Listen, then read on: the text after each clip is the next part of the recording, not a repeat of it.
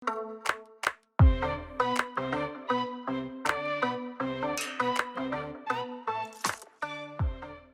everyone, I hope all of you had a wonderful week so far and welcome back to Kayan Al-Bashar, where today I went a little bit extra, I would say, because I built a Snow Leopard habitat, which isn't that extra, but then I turned it into a haunted manor, which I would say is a little bit extra, but then I also built the inside of that haunted manor, which basically means that we are building furniture for the first 10 minutes. But yeah, I would consider it really extra because why would I need to build the inside of the haunted manor? But anyway, so as I said, the first 10 minutes of today's video is basically building furniture because we don't have that in-game and I needed it to make a proper inside of the haunted manor. So yeah, this is why I really consider the Snow Leopard habitat or the Flocker habitat to be a little bit extra. And yes, I said Flocker habitat because this habitat is actually built with a certain person in mind. So Alia, if you're watching this, I know that you skipped forward to today's episode or today's video, and I'm going to let it slide for this one time. But if it happens again, I'm going to send a red panda to come find you, because I'm way too lazy to do it myself.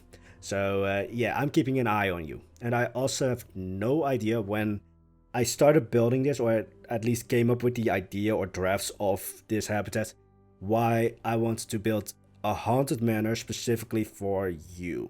Because let's face it, you're probably the least scary person I know in life.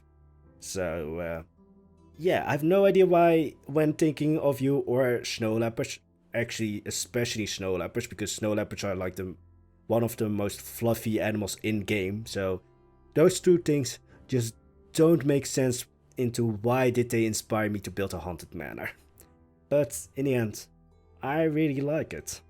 And yeah, I also know, Kane, I deleted your tortoise habitat, or at least your residence, and we're going to get back into that, but let's just build Alia's habitat first, which is actually a little bit Alia less, or at least it doesn't have an Alia in it. So we're going more into that later because I just thought of like a backstory like I usually do. But yeah, Kane, you're going to get your habitat back one time, but I don't know actually when. It might be in the palace phase or in the new traders district. I don't know when, but for now we have Alia's habitat, or Flocker's habitat, because as I said before, Alia is suspiciously absent in her habitat. So yeah, again, going more into that later, but yeah, all the furniture for today's video, or at least the first 10 minutes of today's video, the Arctic pack really came in handy because, well, all the pieces, or all the wooden pieces of the Arctic pack just have this kind of dark, just clunky, and that really just ominous feel. Also, I could have gone for, well, there are two versions I would say of a haunted manor. Either it's completely run down, like inside and out, or at least one of those two parts is pristine and the other one is so run down to make up for the other one. So I could have gone with the Disney version, which is really pristine and pretty on the outside, and then completely run down on the inside. I flipped that over and made it completely run down on the outside, and then very pristine and pretty on the inside. So that it basically looks like everyone was just vaporized and everything looks perfect the way it basically should be. Which, let's just say this makes it maybe even more scarier for Alia, but the dinner table is completely decked out, like it's set completely for dinner, so I think this is the scariest portion for you, but maybe you disappeared right before dinner, so that's, I think, the scariest thing, that you just didn't get to eat your dinner. But yeah, so all the furniture is going to be, well, completely intact. Maybe some parts will be like, as I said, everybody was just vaporized at 1 second. So some things might look like they have been dropped on the ground. I actually, with one of the cupboards, I would say, which displays all kinds of plates and such. I don't know why we started doing that, but it looks pretty, so I did it as well for this haunted manor. But yeah, everything just looks completely pristine except for the one smashed plate on the ground, because I just thought it would be a little bit more fun to also have like the feeling that suddenly everyone just disappeared. Again, Alia, sad for you, but you didn't get to eat your dinner. So Kane, you might be happier now, because Alia is probably really sad that she didn't get to eat her dinner. Although I think the backstory is going to be a lot darker than that. So yeah, let's just move on. So most of the furniture is like cupboards, closets, cabinets, and all of that. And as I said, one of these closets, or at least it could be a bookcase, but I also use it to just display plates, because we humans tend to do that for some reason. But yeah, I really just like how clunky and just ominous everything is. Like everything in the Arctic bag when it comes to wooden pieces, it's just big, oversized, and just completely intimidating. Kind of like the complete opposite of Alia, actually. So yeah, again, like I don't know why Alia somehow inspired me to build a haunted manor. Well, it was not really up to her, so I never really say like, oh, do you like what I built for you this time? And even if you hate it, I love it, so just face it. So Alia, you're absent, but your house isn't, and your cat Flokke also isn't, although your cat kinda got a growth spurt, unlike you. Yeah, I shouldn't joke about that probably too much in today's episode. But anyway, so yeah, everything is somewhat usable. I actually later on make a bed, a huge ass bed. And I don't know for sure yet because I haven't tested it out yet, but maybe it's usable by the Snow Leopards or Flokke to sleep on. I do try to, you know, put those hay sort of things that Frontier put in as like the sleeping areas for every animal. But I put that on the bed actually, just to make it, or at least hope that the Snow Leopards will use it to sleep, so that it actually looks like they're sleeping in the bed. Maybe because they're missing Alia, because ominous backstory. But yeah, it was a little bit weird to build furniture. I mean, it is not really out of the realm of possibilities for me. Or at least I could have foreseen this a little bit, that I would at one point build furniture, because I don't know how to stop building sometimes. But I don't really actually like that I had to use those basic pieces, because they look like plastic. So it basically sometimes looks like it's one of those like doll houses where everything is plastic. So if we ever get some, let's say, cushions or something like that, or pillows, I will immediately replace these with them, because I hate when things that's supposed to look real look plastic. So yeah, just to offset it, I just put basically a rock on the bed. And then later on I put hay on the bed. So yeah, it's maybe Flokke just went crazy after missing Alia for so long and just tore up the bed, hoping to find Alia somewhere hidden amongst it. But anyway, yeah, it's a weird episode today, and that's usually the case, but especially today because, well, I don't know if anyone has ever built a haunted manor in Planet Zoo yet. And I really don't have any idea why I came to it. Because, again, snow leopards aren't the scariest animals we have. We have a lot of spiders, we have a lot of snakes, we have wolves, which I already built a somewhat scary habitat for in Ozaru, but snow leopards really just look like the fluffiest things on Earth in Planet Zoo. I also did not know that snow leopard tails really are that bushy. Like, they look improportionate to the rest of their body. Like, I know that, let's say, cat tails can get very big when they're angry, but snow leopard tails? Really? Are they that bushy? And also, for some reason, I just want to cuddle up next to a snow leopard. Just because of those bushy tails and those big paws and just...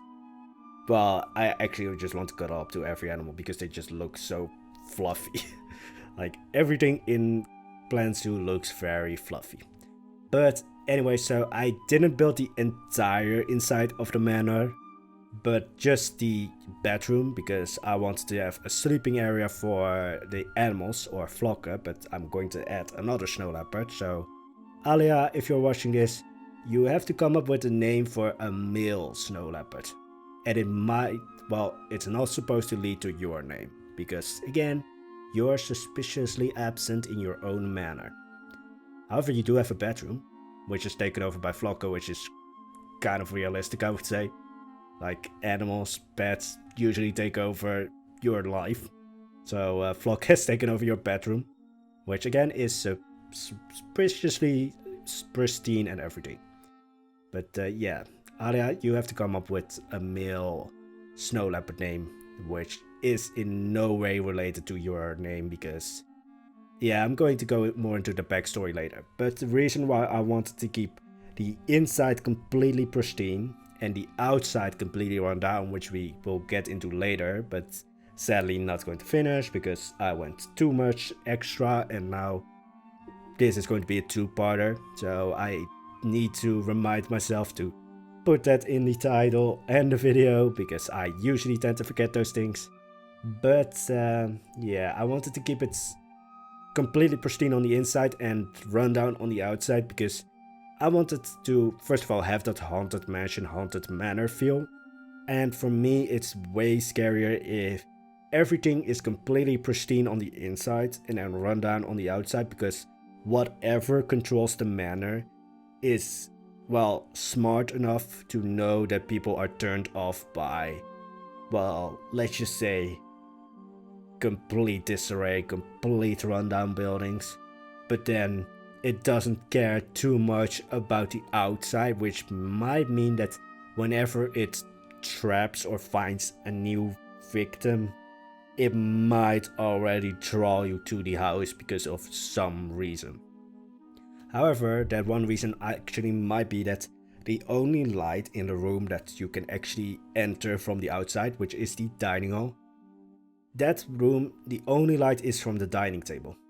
And this is where I wanted to make another point, which is lighting in Planet Zoo is a little bit limited. Like in Planet Coaster, we could have timers on it. We could, you know, turn it off if we wanted to. We can't do that in Planet Zoo because, well, it's a zoo simulator. We're not really supposed to go really heavily into theming, because it's supposed to, well, go a little bit more towards realistic zoos. But I would have liked to have like timers or something like that on lights, because now I literally only can put in lights on the actual place that I want actual light from, and not everywhere, and make some lights out or just off, which might have looked a lot scarier if there were a lot of lights, but most of them were just off. But anyway, so yeah, I wanted just to have the feel that, again, whatever controls the manor controls it to such a degree, or at least is so smart that it knows that if you go inside and just have a complete rundown building, you're most likely to go run outside again. Like, if something is pristine on the inside, I at least wanted to explore it a little bit, which might mean that I would be the first person to die in a horror movie. Probably. But I would just be too curious to just go away again. Again, first person probably to die in a horror movie just because of how curious I am. But anyway, because we spent so much time on the inside of the building, for the second half of the video I wanted to go outside and build an actual stable, or at least stable, but it's not, or it's no longer in use. Because later on I do this off screen, but I actually built an avalanche, because it's in the mountains, avalanches happen, and normally in, let's say, a manor like this, they would probably have the fences set up for that, so that whenever it does happen, it's caught by something, or it's just stable enough to not happen. So this building is actually half buried later on, but I needed to have a way for keepers and such to get into the habitat without the gate looking too much out in the open. And a manor like this usually would have a stable or something like that, because it would have, or at least Alia would probably have enough coin to afford horses or camels or whatever makes you able to go down. So maybe a small dockyard also for a flying airship, but again, Alia doesn't have much say in this because I built it and she's again suspiciously absent. So I should probably now get into the backstory of why I wanted to make it so that Alia is just gone. So the backstory I actually went with is that Alia might not be the most innocent one here, I would say. So maybe there's a reason why this place is just completely haunted.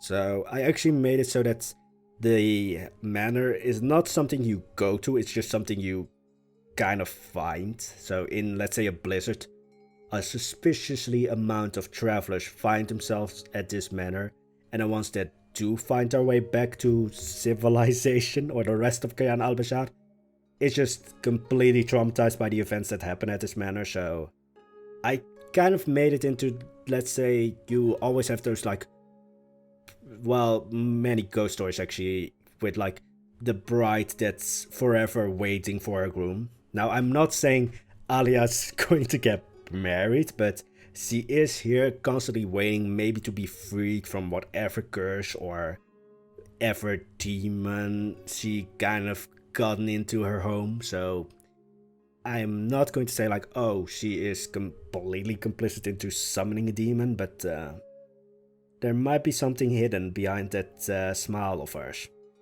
And now Flock is sad because she's lonely. Flock is now just roaming the grounds looking for Alia. Or Alia's transformed into Snow Leopard. But I don't want to really go with that, so that's why I asked for a name for a male Snow Leopard which isn't in any way, well, attached to your name, Alia. Just because I didn't want to have another habitat where the animal is some kind of transformed, transfigured beast, human, mortal, whatever. So, yeah, you're just forever waiting to break the curse or whatever demon haunts you. Yeah, I don't know why I went with that, because again, you're the least scary person I know. I actually kinda scared you by just saying hi to you. So, yeah. And if you don't like it, I know how to scare you off, Alia. Let's wait and see if she clicks off by the video from now on. But anyway, so she has a haunted manor. She's somewhat probably trapped in either another dimension, or she only shows up whenever a traveler somehow ends up at her manor. Because, well, let's just say a woman or damsel in distress is kind of a lot of plot points in a lot of horror movies. Like, we always want to save the person or most likely damsel in distress. So I'm not saying Alia can save herself, but I am saying that whatever she got summoned in her manor isn't letting her go. And maybe it's secretly all a ploy and she is the demon herself.